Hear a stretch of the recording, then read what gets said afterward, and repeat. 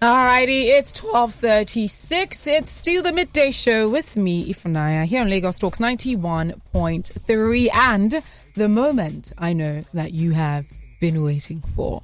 Before we get into that, welcome to Beyond the Game, that show where we take you beyond the court, beyond the pitch, into the lifestyle of your favorite sports men and women. Of course, my name is Ify and Amaka. My co-host, Amaka Didi Okoli. Hi guys, good afternoon. How's it going? Very well. Ready for today's today's show? Mikel in the studio, so it's going well. I know. All right. So we have a guest in the studio. As you know, you have seen the flyers, you have heard the promos, you have seen it all over social media, and we've talked about it right here on Lagos Talks. We have Mikel Obi in the studio.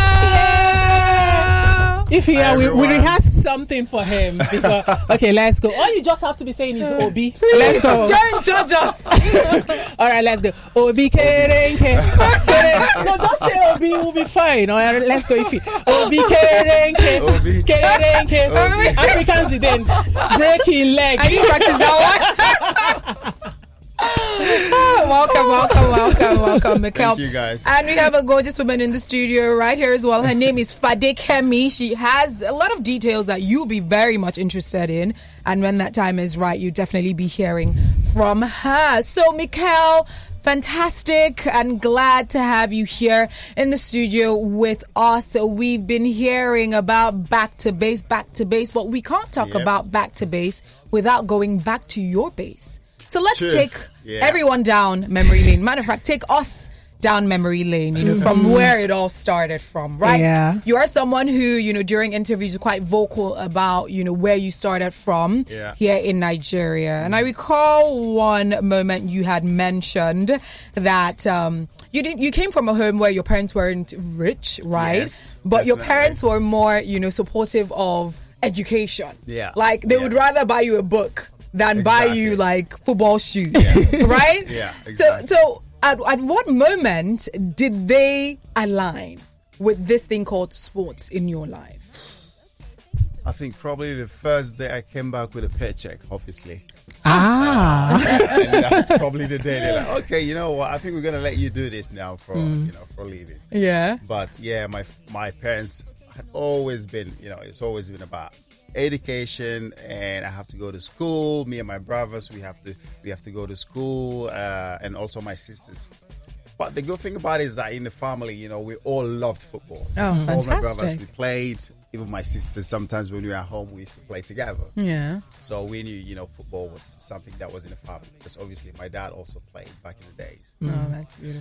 So, so from Jos, grew up in Jos. I'm Igbo, by the way. But I mean, we know that. That's fine. but I'm born in Jos. I grew up in Jos. Yeah. And So do you speak Hausa? Of course I did. Oh, nice. The only thing I know is Yeah, kadang. get out. All right, from Fantastic. Plateau United to Lille in Norway to Yes. Chelsea and Man United. Let's talk about that tug of war, Chelsea, Man U. How did you feel having the two big clubs in England fight for John Obi Mikel? And why did you finally decide to go with Chelsea? Well, I mean, it was a special moment for me. It was also one of my worst moments, obviously, because I just wanted to play football. And not be in the middle of all the... Not being in the Yes. middle of all that. And it also lasted for a very long time, almost a year. So I missed a year of football, and I just couldn't. FIFA just couldn't decide where I should go. Either I should go to Chelsea, I should go to Man United. But I already said I wanted to go to Chelsea. Okay. But of course, I've signed for United, but with Jose Which a lot of people were very mad at. They're still mad till today. By the way. Some Man United fans are They're still just mad like, till today that you chose Chelsea. I think my boss is still mad at really? you. Yeah. He's a Chelsea fan. But just speaking about that, getting into Chelsea, when we talk about the highlight of your career, we have to talk about, the 11 years that you spent in Chelsea. But getting into Chelsea, we knew that there were big names like Drogba and Lampard. What was it for you? Did you feel like getting into this pool of these, greats or these very talented footballers? Did you ever think it was going to drown your shine or your potential being seen by the rest of the world? To be honest, I think going in the first day I walked into the dressing room, being an 18-year-old kid, coming from Africa, not experienced, nothing, and just being alone as well, because I went there alone as well. And then walking into that dressing room and seeing all those great, big name players, superstars. For me, I was like, wow, what is going on here? And it took me a while because, I was doing so many things wrong. But at the end of the day, those guys, they wanted to see me succeed. And they helped me so much, especially the likes of Drogba, Makalele, Jeremy Njita, John Terry, Frank Lampard. They really helped me, to help me to form this path of which the Chelsea way. Because when you come to Chelsea, then there was a Chelsea way which you have to follow. And that way is about being disciplined and about winning trophies. And that's what we did that time. So, and you go in there, I would succeed. But it took me a bit of time, but yeah, I think we got there finally. All right. And from Chelsea, you moved, all of those moving, Chelsea, China, Turkey, Trabzonspor in Turkey, then back to Middlesbrough. Yeah. Like, when you move around in football, do you move with your family and, or do you just move alone? And how did that actually affect you and family life? I think for me, one good thing is that I left home when I was really young, because I left home when I was like 15, 16, because then I started playing for the Nigerian under 17 national team. And after that, I never stayed home, because after that, I went to the 20s, and from there, I went to Manchester for trials, and from there, I went to Chelsea for trials. So I was never home. So I was always being alone, kind of guy. And I think moving as well has been that way. I've moved now that I have family, I moved with my kids. So, but my family, my parents have always been in Jos. They love staying there. My brothers, sisters. There's so many grandkids now. So, wow, that's so happy there. And just speaking about moving with your family, this is by the way, because you said you're Igbo, right? And I've heard this before, right? Because I want twins. They said if you eat plenty yam. They said if you eat plenty yam, there's a possibility. Please either debunk or confirm that. When you eat yam. I never ate a lot of yam. Cocoyam, okay. No. I think there's something in a man that, it's not every man that okay, so if it has to be the male gender to make it happen, not you. Clearly, I like that. All right. Fantastic. But how were you able to, manage, that family life, knowing that you were moving around, but not losing that relationship being built with your family whilst you were working? Yeah, I mean, it's difficult sometimes, especially when my kids were born, because they're just babies, and every time I went home, they used to look at me like I was a holiday daddy. You know what I mean? Yeah. So I was always showing up and taking them to these nice holidays and things like that. And I was the guy who paid for stuff. And I was like, really, seriously, I'm not that guy. I'm your dad. I just want that relationship. And I think now that I've had a bit more time with them and I spend a bit more time with them, the relationship is starting to get much, much better. I take them to tennis. They love playing tennis. I take them to school every morning, pick them up. So, I mean, they're so happy that I'm home right now. And I just spoke to them this morning. They're like, Daddy, when are you coming back? I just left. I love that. All right, I think one more personal question before we start to talk about back to You know what I want to know? Are you go with the flow type of guy? Would you see yourself as that type of guy?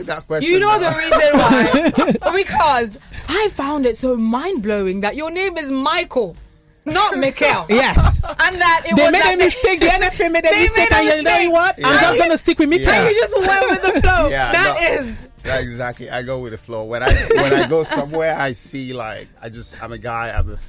I know people don't know me a lot. People, in Nigeria think I'm kind of a close person. But if you don't know me, you think, but once you know who I am, I'm a very easy, free go guy, and I like to go with the flow. So, yeah, exactly, that's true.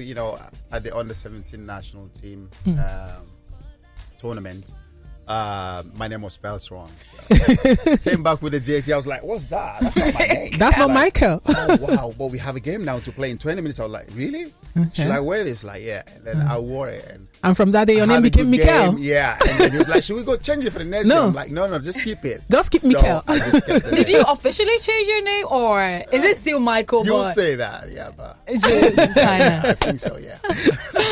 All right, then. Let's talk about this song by the fans. I don't know if you know this. We've got Mikel, John Obi Mikel. Yeah. I just don't think you understand the midfield man, the African Zidane. Yeah. Oh, we've got John Obi Mikel. How does it feel hearing fans chant that while you're playing football? It was special. I mean, Middlesbrough, it was special. I mean, I was there for like 6 months or something. And the fans really, really, really absolutely loved me.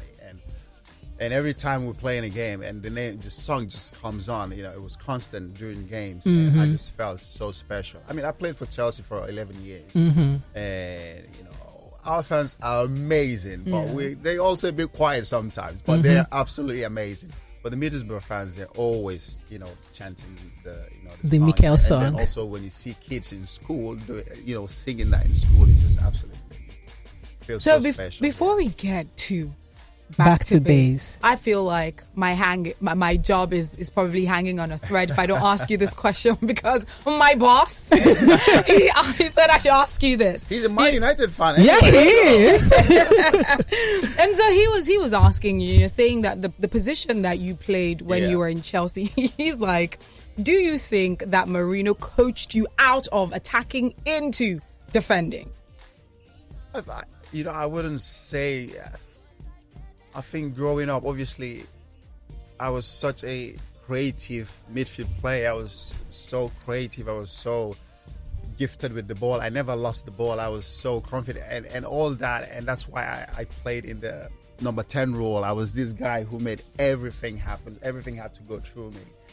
And then going to Chelsea, obviously, with those big name players, massive name players, you have to kind of give something. Yeah. And then he looked at it, he was like, I can't really get you to play there because we have the likes of Joe Cole playing there. We have massive name players. And it's like, you will have to change something. I was like, and we had a chat about it. And I thought, okay, it was a positive chat. And then after that, he said, I see you playing here. And I mean, it was a role that I kind of enjoyed as well. But every time I go back to the national team, I still played as a number 10. But I mean, it was special. I had an amazing career, so I wouldn't complain. All right. That's fantastic. Now I'm back to base. So let's take a look at that initiative. What really is Back to Base about? It's about opportunities. It's about opportunities that, I think I never had, because I think growing up in Jos, I never had somebody who's coming to say, here is something that I will present to you to give you an opportunity to bring out your talent and show us what you have. And ever since I was playing football, I never had the time to do these things. And now that I know, obviously I'm not crazy. I know that my time is coming to an end. So obviously, and so now I'm coming up with this opportunity for kids to showcase their talent, and how can we help them to develop their talents, and all those raw talents that are out there that has not been found. How can we find them? How can we get them to become who they are? And it's not about taking them abroad. It's about us trying to build our own football here and create something special here in Nigeria, that we don't have to take every kids abroad. We have the means to do that here, so why not? So what areas would you cover, like this talent, the geopolitical zones? What areas are you looking at to get these talents from? We've been to the hoods. We've been to those, those places. That's where I like, because that's the places where I grew up. They call it the coral. Yeah, exactly. The malls, those places, because that's where I grew up. We've been to Makoko, Ajegunle, Songo, your different hoods. All right. And this sourcing for talent, what's the process like? How do you come about the talent eventually? Because we are actually trying to award and reward and create an opportunity for people who are looking to pursue a career, who are aspiring athletes, we decided to source for these players organically. So we set up a research team, and we went directly, we approached them, we met them like in their natural habitat where they play on sand. we approached them, we gave them those forms, we talked to them about what we're trying to do, and they were happy to be a part of it. I'm going to play with them though. When is it? Oh, wow, that's amazing. Oh, sorry, I'm giving something away now. Oh, you're not supposed to tell us that. Lagos Talks. All right, so I like the fact that you said organically. So this is not a case of, and the Igbos call it Imam Madu, meaning it's not a case of you have to know somebody to know somebody to know somebody to get to Mikel. Absolutely. We also did not make it an online thing because, like we said, it has to be somebody who genuinely wants it, who sees a future in this. Okay. All right. So we know that there is also basketball and tennis. Fantastic. Why did you include basketball? So why did you include those sports? You guys need to see me play basketball. Okay. Yeah, I mean, growing up in Jos, I grew up close to the stadium, and in the stadium there we had everything from football, basketball, tennis, whatever you can name it. So it was like next door to my house. So every time I come back from school, if there's not football, I go play tennis. Yeah. If there's no tennis, I play basketball. So I'm quite good in both. So I thought, why not? And now that I am the Nigerian Youth Ambassador for Sports, I thought it's not just my job. It's not just about football. It's about all across sports. So why not? Right. Fantastic. And is this going to be something that is ongoing for maybe the next couple of years, or is this is it a one-time thing? No, absolutely not. It's something that is ongoing. We plan to even take it across Nigeria and even across Africa. All right. So apart from basketball and football, do you actually plan to include other sports maybe sometime in the future? Absolutely. As we grow, as we go, we'll grow, and then we'll be able to adapt some other sports. And I also heard it's an individual thing. Why didn't you make it like a team? Why are you, as in, picking individuals for this back to a base talent? Because we believe that it's easier to have, because we're actually sporting talent. Okay. So with the team efforts, it's hard to really tell. Spot them individually. Yeah. So we're also trying to make it, that individual thing where we spot out the actual talent, the actual MVPs, and we create that platform for them. Then the ones that were not picked get an opportunity to, grow and, continue to practice and get better. Are there judges for this? Yes, absolutely. Can we know some of the judges? We're not is that a secret? Yeah, I'm not telling you. It's also a secret Just because yet. we don't want people to begin to make calls. And there you go. I'll be like, I heard you're a judge from Activity. Can you consider me? Or they'll just be like, I just called to greet you. I just called to say hello. Or can I send you a hamper? On that day, and then you see everything that we have planned. Fantastic. Oh, that's wonderful. All right, so when we take a look at sports in general, we like to know, in terms of the sports ministry in Nigeria, how or if maybe the government in any way is supportive of this, because I believe if you get as much support, you would go beyond Nigeria even, right? So are you getting any form of support, or is there any role that the sports ministry is playing in this event? Oh, well, not yet.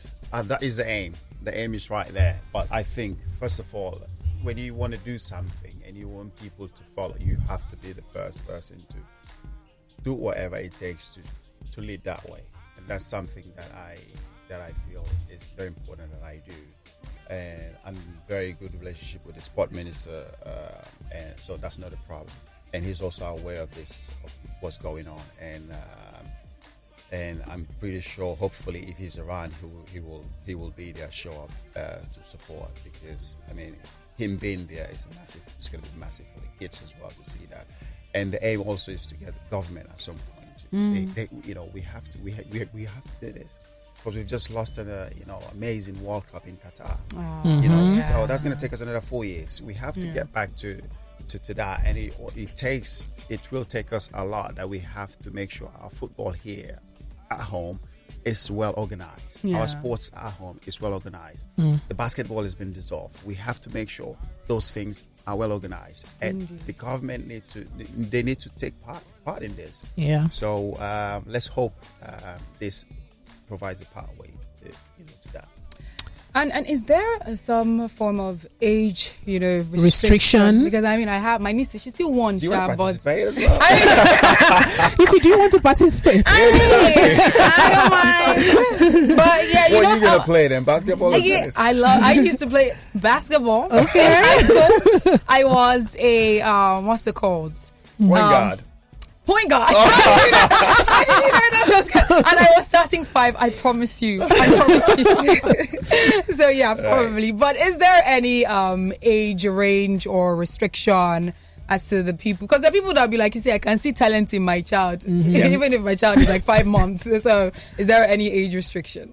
For the first one, we've kept it between the ages of 17 and 20. Okay, so it's under 20. Yeah. Oh, I okay. think it will change as time goes on. Okay. All right. All right. So we need to give just a few minutes for your fans because they are blowing up on WhatsApp. So by the way, if you guys would like to speak with Mikel or if you'd like to send a message via WhatsApp, please feel free to do so. 0809 234 5913 0809 222 0913 01515 0913 01515 1913. On WhatsApp, it is 0809 234 5913 to join the conversation.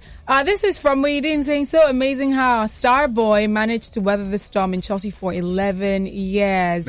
Considering the fact that lots of his teammates were not able to withstand the pressure.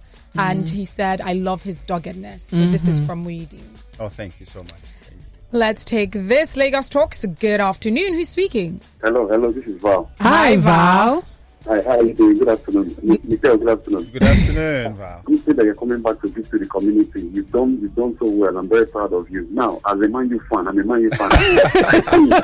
would have done better. And you'd have lasted longer in football or in Man U. Oh, come off it, man. You wish. You won wish everything at Chelsea, so stop that. I'm not forgiving you for that. And secondly, I love you so much and I respect you for your mental strength. When Genator told us what happened when we were playing the match against Argentina, I respected you in totality. Thank you so much. Despite everything, you stood firm and you fought for the country. Before you know that thing. You are a hero. In fact, I give you kudos. God bless you. Thank you so much. Thank you, Val. Thank you very much. On Twitter, it's at Lagos Talks 913. This is coming from Chinemerim saying, last I saw you, we played together at LEA Primary School, Kubwa, Abuja. Thank God for the success. Please make out time to come and see us in Kubwa. Oh, it's more than 2 decades. One day. Oh, that's a long time. Yeah, Back to Base is going to come to us. There you go. Yeah. All right, then. Lagos Talks, good afternoon. Who's speaking? Good afternoon, Ify and Amaka. Hi. Mikel, good afternoon. This is Sebastian here. Good afternoon. Hi, Sebastian. Yeah. Mikel, I'm not a Chelsea fan. I'm an Aston Villa fan. Okay. But I tell you one thing. You are a great player. Oh, thank you. you. The country well. Thank you You've so done much. well for us. And despite what happened to you, some people will give up on the country, but you refuse to give up. Thank you. You decided to rather put back in the country and develop young talent. And I like the idea and the concept. Thank you. Thank you so much. Thank you so much, Sebastian. Thank you. Thank you so much. Very much. All right, guys, we do apologize. Okay, just one last call and then we call it a day. Lagos Talks, good afternoon. Hey, Lagos Talks, good afternoon. Hi, good afternoon. Who's speaking? Yeah, Oga Mikel, good afternoon, sir. Yeah, well done. How you doing now? Kedu? Fine. Nah, see, Oga Mikel, I don't like what you do. 20 years. Me, I'm 21. There's something called football age. Exactly, there's something called football age. So. And you didn't hear that from us, but we're just saying. We're just telling you. Thank you for all you've done for us. No worries. I really appreciate your effort. Thank you. No worries, bro. Thank you so much. Mikel Obi, too. All right, guys, it's 1 p.m. I know you probably don't want this to end, but sadly it has come to an end for now. Because hopefully, as Back to Base keeps expanding, you'd keep coming back to Lagos Talks to tell us how the journey tell us how it's going and all that. So Thank you so much, Mikel Obi and Fadikemi, for coming through, talking to us about Back to Base. And thank you so much, Mikel, for just opening up to us about the so many different questions. Like, are you a go with the flow type of guy? Thank you so much for that. Thank you guys for having us. It's All right. amazing. Thank you so much. All right. So for those who want more information about Back to Base, where do they visit? They can visit aviana.harvey. That is aviana.harvey. So please, can you go over that again? Just one more time. Aviana.harvey Okay. on Instagram. So aviana.harvey on Instagram. All right, fantastic. Okay, it's 1 minute past 1 p.m. Amaka, always a pleasure having this having fun conversation with you Tuesdays from 12:30 to 1 p.m. Yes, we take you beyond the sports, we take you beyond the pitch into the lifestyle of your favorite sportsmen and women around the world. So all right, guys, goodbye, see you next week. It promises to be exciting. More information, everything happening in the life of the sportsmen and women. Follow me on Instagram, Twitter at Amaka Okoli Didi, and I'll catch you next week. All right, guys, it's still the midday show with me, Funaya. There's still much more coming your way. Great conversation with your favorite ladies coming up right now. Reach out to me on Instagram and Twitter at Ify_I. That is IFY_I. So Mikel wants to Ring the bell. Ring the All right, show is over. We are Lagos Talks 91.3. Let's talk.